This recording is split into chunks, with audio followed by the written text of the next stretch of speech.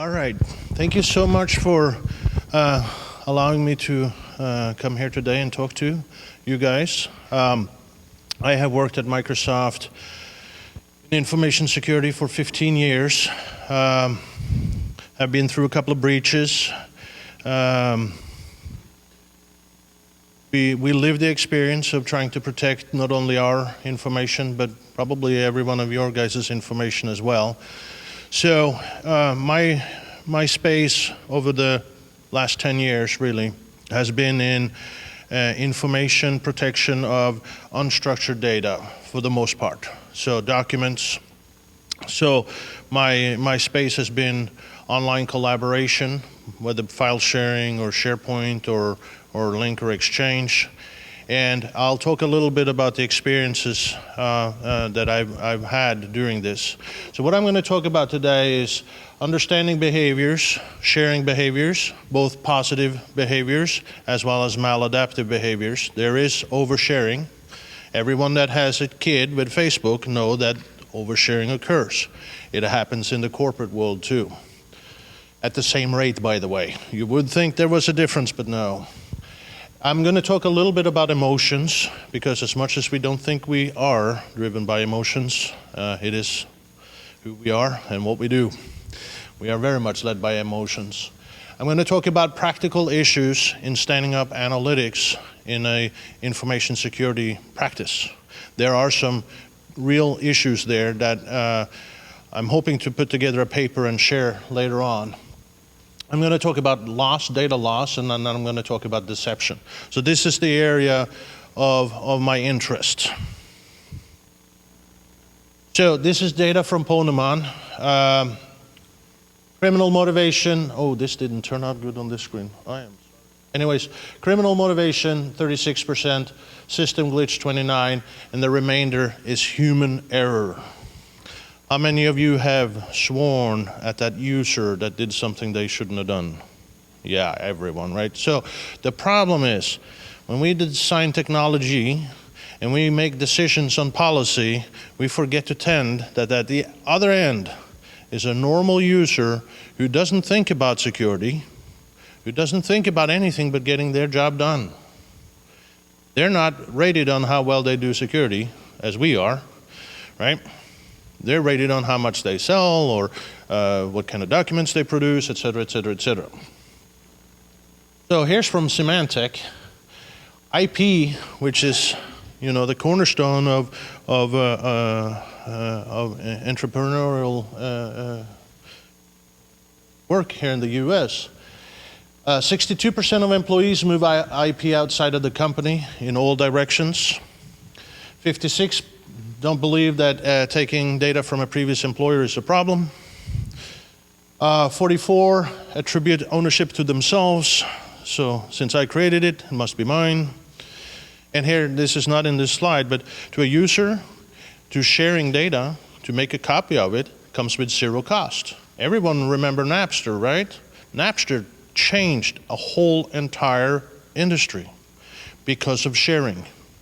Now, I would say it was maladaptive sharing because you shared something that you didn't truly own, but on the other hand, it's reality. So, the other thing is 62% of organizations fail to create a culture of security.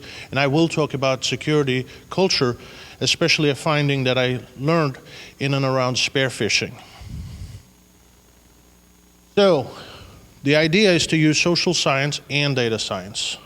So I'm one of those odd ducks that like statistics and psychology.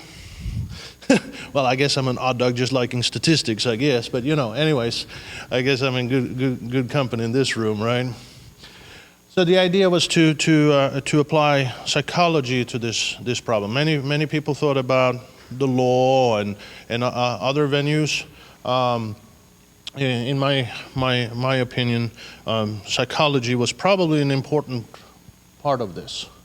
So I'm going to talk about real behaviors, and this is real data. So I've blacked out the names, but here is a power law distribution that is really interesting. So we have what's called high business impact, moderate business impact, and low business impact information at Microsoft. So we classify the data that's on SharePoint and file shares and so on. So we also allow for external sharing. So you can share externally. When you do, you have to make a decision, you have to apply for an exception, and then you may be granted that exception. So we have one person that has shared highly sensitive information with more than 1,600 people. These are external people. The next person has shared with 800, then 600 and 400. It's a power law distribution. How many of you thought there's a power law distribution in how people share information? I didn't. This was wow to me. The mean here is like 29. You know, we're not even talking a couple of standards of deviation here. We're talking significant. And most people here, as you can see out here, I didn't even do the whole thing. It's, 1. If you do the mode, it's 1. You do the mean, it's close to 30. And then you have maximum. So, by the numbers, right? How do we manage business? Well, cloud business is really difficult because cloud providers such as Microsoft was really poor at providing analytics and capabilities, right? How many of you have turned on full auditing on your cloud services? Probably not so many. So that's what we have done. So here's our SharePoint Online. We have 384,000 SharePoint sites for Microsoft. We have 164,000 that are set up for external sharing. We have, so that's 43%. But of that 164, 140,000 is not shared externally. So people think they need something, but then in reality, after they grab it, they don't use it. Only 24,000 is shared externally. But the number of external users are 84,000. Okay, so we're 160,000 employees at Microsoft, including vendors, so 90 plus full-time employees, and then vendors. We're sharing with about half on external, okay? This notion that you can have this mode around your enterprise, it's gone. Collaboration, this is what collaboration looks like today, okay? You cannot stop this. What you can hope for is that you can control it. So one of the things we did not allow was external sharing because we were afraid of this lady here on the left, right? And she's very, very sharing, altruistic. On the other hand, from a security perspective, we were very, very concerned about that. So our CISO, Brett Arsenault, he said we should not turn on external sharing. We didn't. And when we looked at our numbers, we had more than, I'm not going to say the actual number, but we had more than 10,000 users that used Dropbox for external sharing. So, unless you buy their solution, and back then, you couldn't even get an enterprise version of it, you have no control. So you have 10,000 people, 10% pretty close to your full-time employees, using a service where you have zero control, right? Can you block it? No. What do you guys carry in your pocket right now? A really powerful computer with the power of the cloud. So you can share on the Apple's cloud, on Google's cloud, on our cloud. You can share on any cloud. There's no limits to your sharing capabilities. So, one of the things we decided to do was to look at it from a human perspective. We need to empower our users, okay? They need to be able to do business. But we need to protect assets. So we want to keep and hold users accountable, which is why we look at auditing as one of the key factors. If we can tell by whom, what was done, when, to where, we have a lot more capability to modify behavior than not. The problem is, every microsecond written in the audit log. How do you analyze this data? So out of 160,000 users with close to 400,000 SharePoint sites, how do you manage this? So this is where big data comes in. To me, you don't even have to go fancy. I'll talk about machine learning later, but simple statistical modeling, literally what you want to do to begin with. Just counts and amounts. Now, I'm going to go into attitudes and beliefs, because it's the attitudes and beliefs that drives the behavior you guys saw. So when we made this decision of not sharing externally, I went and studied our user base. And this is before we allowed highly sensitive information in the cloud, by the way. So people felt it was really, really easy to share their highly sensitive information in the cloud. That was before we had approved it. It was strictly verboten. No one cared. Okay? So the point that I'm trying to make here is blocking is probably not possible anymore. And data will go up into the cloud, and it may never come back down. The analytics we're doing is done in the cloud now. It's a physics problem. We can't push enough data back on-prem to do the analytics. You literally can't put that much data through the pipelines, and we got pretty big pipelines, okay? So data that's gone to the cloud is going to be there for a while. Here's an even more interesting one. I believe share with everyone. When you share with everyone at Microsoft, you share with 160,000 people. Okay? They believe this is very important. And we did see this, right? Right now I use machine learning to find documents that contains usernames and passwords. How many think that's sensitive information? Right? Well, right now I have 1,647 documents that are shared with 160,000 people that contains usernames and passwords that we are locking down right now as we speak. But we scan for that. It's how our red teams get in. How do breaches happen? Usernames and passwords. Where are usernames and passwords stored? Everywhere, shared with everyone. Go to Google, you'll find a lot of usernames and passwords. You don't have to be a fantastic good hacker. I mean, go for the easy point, people, right?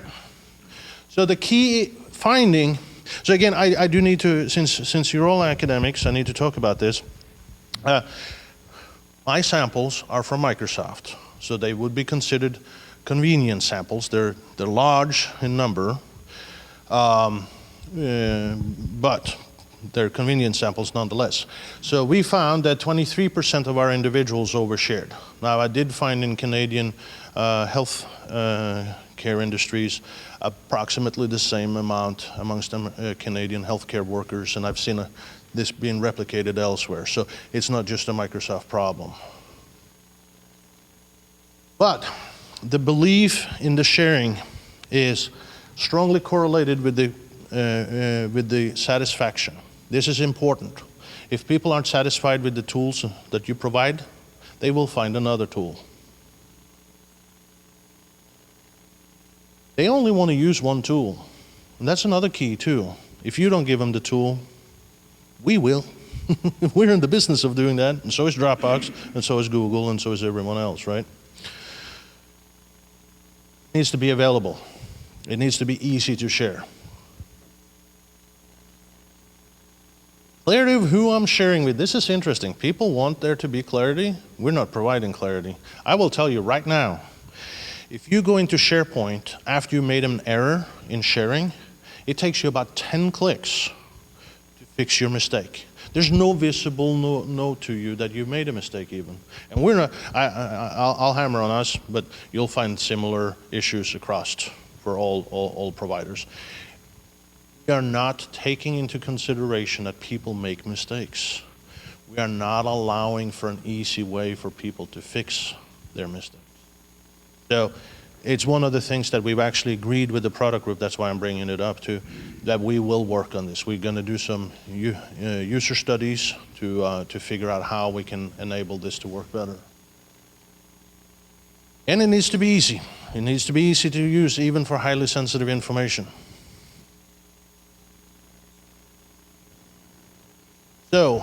switching gears a little bit, emotions and loss. This is based on a case study. We had a situation in Xbox where a feature was once cut, and there was a lot of anger in that organization. And 2 individuals decided to publicly share information that was private for the corporation. So I don't know how many of you are familiar with natural language processing, but Professor Pennebaker out of Texas has this tool where you can analyze the emotions in the writing. And we found that one of the leaker scored high on anger, so did the other, and the second leaker also scored high in sadness. Now that makes sense, right? If you think of it from a psychology perspective, you get sad, you get angry, you get even. So, in Weibo, they found that anger travels the fastest in any social network. This is important. We are, from evolutionary perspective, built to feel anger. Okay? Someone is angry with you, the first thing you need to react to is that anger, because that may be life or death. So you don't even process it cognitively, which means that anger spreads really, really quickly in an organization. And how many believe that maladaptive behavior is? I hear laughter, right? So the key is anger can lead to retaliation, absenteeism, and attrition. But I think this one is kind of cool too. So Moulinet, I'm mispronouncing. They found that it even reduces your IQ by 12 points. So if anyone got something to give up, get angry. So the other thing is, because you have these emotions going on, you may not make the best decision. And people make mistakes, they become emotional, and then they make. So here's emotions at Microsoft. Wellness is a measure that we have measured, which you can see in 2012 was at a 2.0, goes down to a 1.0 in this time area here around Christmas time, and then starts coming back up after Christmas. That's really sad, because there's seasonal adjustment disorder, right? There's depression around Christmas time. Just think about that, folks. If you have people that are maybe depressive, just do a kind act of kindness to them. So anyways, we see anger and anxiety. So average anxiety, you have a spike here in March time frame, and then it goes down to a low level again. These are cyclical and sometimes driven, but this is about 90,000 people aggregated. And here you can see throughout the year. People talk about work as they come back in January, see? Depression goes down and work-related items go up. So how does this tie in? Well, information loss is also driven by emotion. So if you're worried about the insider, you may want to worry about people's emotions. Wellness is one thing that you may want to consider as part of security. Now I'm going to switch gears a little bit, and I'm going to talk about implementing analytics in an information security organization. So we did not really have analytics in ISRM, information security and risk management, not to the point where we needed it to be. So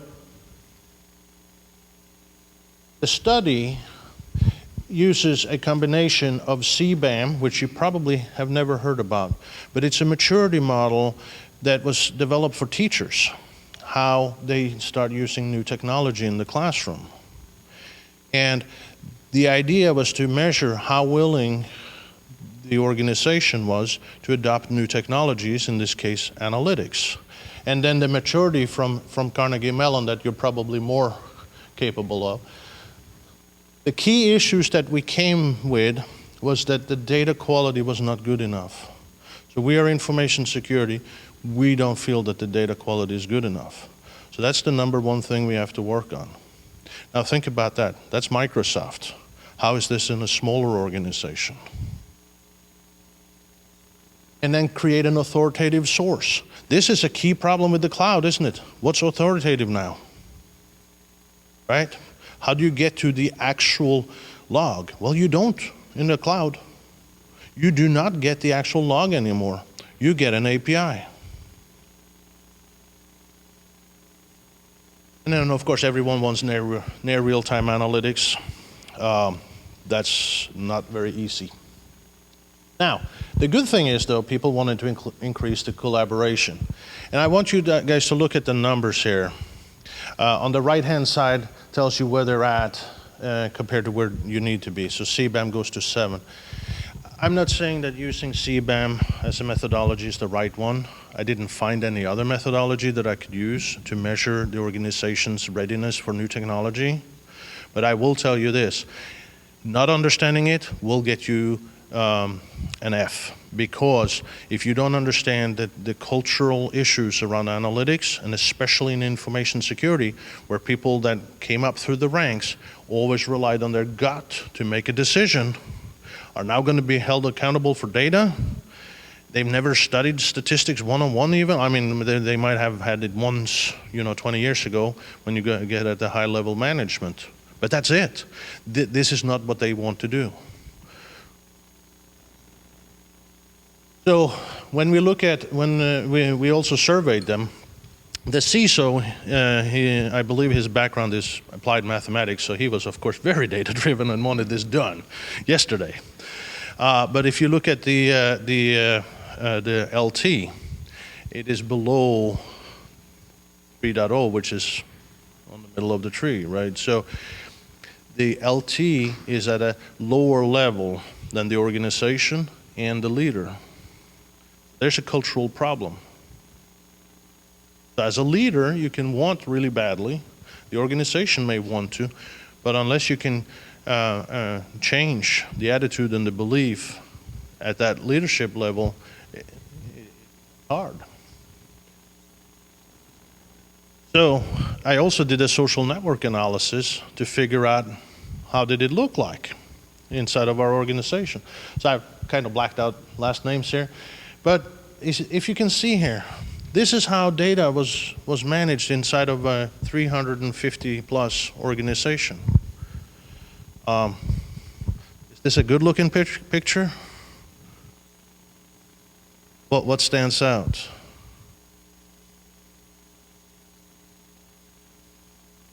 There's no connectedness. Yes, ma'am.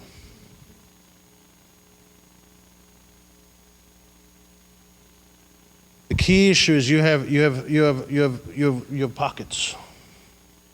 Strong collaboration, but it is very disjointed. And this is, a fairly small team, 300 people, right? So my suggestion then was to look at who were these influencers and make sure they became part of a virtual team to make it look more what you see on the right-hand side. So this is using social psychology to start helping driving behavioral change, because if you can't change how you look at data, how you manage data, then how can you ever hope to drive data analytics that enables decision making, right? So, and information security is famous for this, right? People hold on to their data and don't want to share. That's a key problem. That is what this slide tells you. If you want to have true analytics inside of information security, this has to be fixed. So, machine learning. Of course, we're doing analytics, we have to do machine learning. So, this is information that's stored on SharePoint, shared with everyone. This is about Cortana. Cortana was our answer to Siri. The first time you ever see it mentioned is in August 2011. There's one document. And then there's no communication, no conversation until April, June in 2012. And then in August it starts to take off a little bit, and then there's a drop. And then the next following year you see this incremental, or I'm sorry, this incredible growth. And this is, of course, highly sensitive information. This is before we release the capability. Yet it's available to 160,000 people. We didn't know it at the time. So you can see when the oversharing starts. We contact the person who's responsible for this site, and we tell him that we are predicting that this information will be lost within 2 weeks.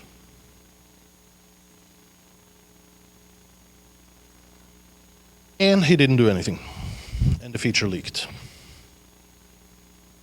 So just saying something is not always enough. So one of the things we've implemented on SharePoint for all our users is that if we give you a compliance notification, you have 3 chances. Get 1 email. If you don't do anything, you'll get a 2nd email. If you don't do anything on your 2nd email, you'll get a 3rd email. If you don't do anything on your 3rd email, you'll lose your site. Done. We take it away. We archive it. You have no longer access to it. And not only that, if you don't contact help desk and get it reinstated, it's gone forever. We delete it after a while. So play by the rules, because this happens. We lose way too much information due to oversharing.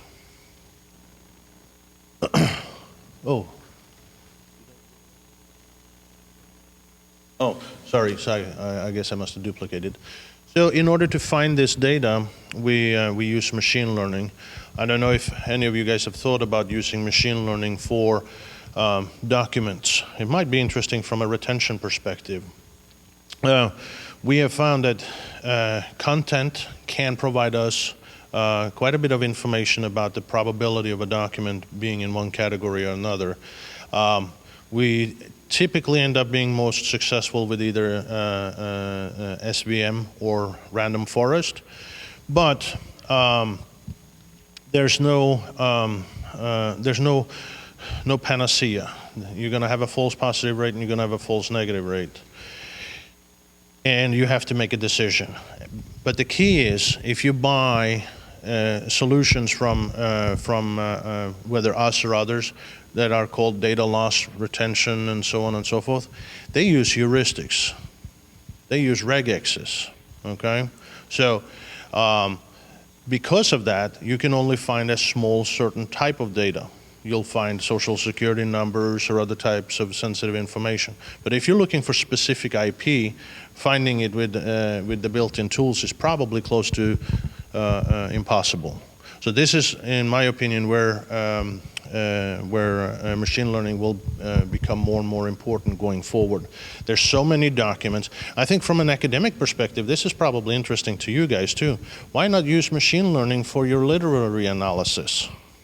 Right? You can pull out topics, you can find similarities, you can find differences, and you don't have to read. So I'm not going to go into this very much, but the path, as you can see here, is a key contributor, and then the title is the next, and the author is objectionable, is a filter that we set on it, which was manual inspection. And that's one of the things we realized is the best way to do this is to randomly select from a population and then manually classify 100 or so documents and then run rules on it and test your rules and then apply it to production and then tune over time. Unfortunately, though, it's kind of expensive. You have to have data scientists to do this work today. Hopefully, this will become cheaper over time. I'm going to switch gears a little bit and talk about deception. How many of you believe that those who open a spear-phishing mail is stupid. Okay? There's a couple. Unfortunately, we can make a spear-phishing mail so close to the reality that you'll have almost 100% click-through rate. Okay? One of the key issues that we found is so at Microsoft, we don't have printers anymore. You have to actually use your badge to print paper. They don't like printers for some reason. Anyways, so for you to print, you have to go downstairs, put your badge, and out comes the paperwork. So a generic spear-phishing email that said that your paper is ready on the printer is sent out. And this is to thousands of people. We have now tested this on 5,000, about 10,000 people, okay? So these are large ends. Again, it's a convenient sample because it's Microsoft, but I think these will probably hold true elsewhere. But we have 1 in 20 that clicks on a generic. If we up it to something salient as about our next new phone, which only Microsoft thinks is salient, then you'll get a 50% click-through rate. The key issue, though, is that only 1 in 100 reports. People feel guilty. People feel shame when they click on spear-phishing emails. I have clicked on a spear-phishing email. I felt stupid. Now, if I feel stupid and I feel ashamed, am I going to report it? Now what happens? You have people on your network for weeks upon end with credentials because someone feels guilty about this. So we wanted to change that. We're in that process. We found that by changing from a guilt-driven message to a pro-social message, we went from 1% to 3.7% notification. We have actually deployed to every user at Microsoft now, inside of Outlook. They can click right in Outlook and report suspicious emails to us.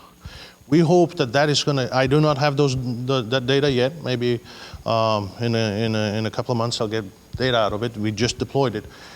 But we want this guy to go from 1 to at least 15, 20%. Because here's the problem. If 1 in 5 clicks and 1 in 100 reports, the guy who spear-phishes is going to always win. But if we can get more people to report. The other thing that I found was interesting, there's no difference in international users and US users. It was at 5.6%, so I had to discard that there was a difference. Hopefully in retests, we'll see if there is a difference or not. But it is a difference in reporting. So there is a cultural difference that we can hopefully tap into. So international users are more likely to report than US users. So there has been hypothesis that this is driven by personality. There's some research out there that indicates there might be neuroticism driving some of this. Maybe, but hopefully if we can drive the culture, we can combat some of that. Because we can't change people's personality. That's just not going to happen. I mean, well, unless you want to spend a few hundred hours on a bench somewhere. But anyways, I think this is really key to the cloud. This notion that people's behavior in the cloud is changing. We've never lived with the cloud before. We've never lived with the kind of compute capabilities that you guys are carrying around every day. This is new for all of us. And it is changing how we behave. So in my opinion, this is a huge area that needs a lot of research where there's very little research. There's some cyber psychology research out there, but in information security, I don't think I find a whole lot of papers. I don't think I've really found one paper, to be honest. So this might be an area to think about from academia. Well, yes, you can look at the numbers here. So click-through rate, 52%. Okay, well, I can make this email so salient that there is no way you're not going to click on it. Okay, Just like marketing. How many of you guys think that marketing works on everyone else but you? Right? So, but then there's also this question, well, it's all about human behavior then, isn't it? What about malware? So I looked at the malware data. Turns out it's pretty random at Microsoft across the 160,000 people. So I couldn't find a pattern. It was so close to random, it wasn't even funny. So my conclusion was, when I looked at the correlations and so on, the number of malware associated with highly sensitive systems and their administrators. So an administrator gets malware on their personal PC, then they are more likely to be owned by a hacker, which then gains access to some of our PC or some of our servers, right? So I looked at this. So it was very simple. If you just had a few servers, there was hardly any noticeable effect at all. If you had a lot of servers, there was a lot of associated malware with the associated admins. It's just complexity. It correlated at 0.98. I mean, and that's across thousands and thousands of people. And about 5,000 malware infestations per day. Okay, so there was no pattern. I think that's another key lesson that I learned in this space, is that sometimes it is just. Sometimes we just have to accept that things are the way they are. Sometimes technology is the only way to go. Sometimes reducing complexity is probably the way we need to go. So that's, I do need to have this up since academic talk. But this concludes my my slides, and I would be more than open to take any questions, should there be any.